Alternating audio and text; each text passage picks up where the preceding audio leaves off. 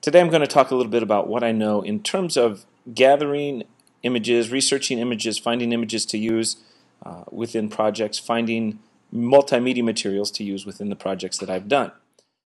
If I don't have an original image to use or can't create an original image for my project, I tend to look on photo sharing websites like Flickr for Creative Commons images.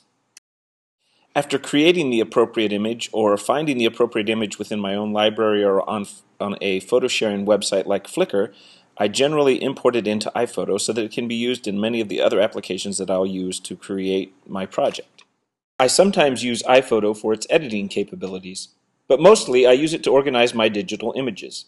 I use the preset events to group the images and generally name the events for the project in which the images will be used. One of the things I like about using iPhoto is that I can take those images and use them in many of the other applications found on the Macintosh. I can use the images in GarageBand, I can use the images in iWeb, and I can use the images in iMovie, just to name a few. And these are some of the other pieces of software that I use to create many of the projects that I've done. As far as moving images are concerned, most of the moving images that I've used in my projects I've actually created myself. However, I have gone to a website called archive.org to find some images and moving images that have been put in the public domain and are free to use. That's been a little bit of a resource for me. But generally speaking, I use the digital camera we've been provided and also the digital camera built into the Mac to create the moving images for my projects. I rely heavily on iMovie to edit and organize my video images, as you can probably tell.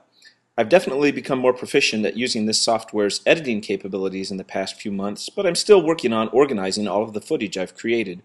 And once again, using iMovie allows for easy transfer of the video images to other Mac applications. For the audio portion of most of my projects, I've relied heavily upon GarageBand.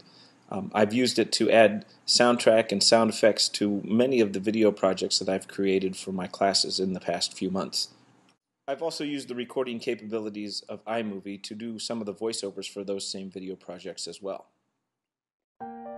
In GarageBand, I've used many of the prepackaged jingles, loops, and effects directly in my projects, but I've gotten the most enjoyment out of creating original musical material to use as soundtracks for my creations, such as the music you hear currently in the background. And that, in a nutshell, is what I know.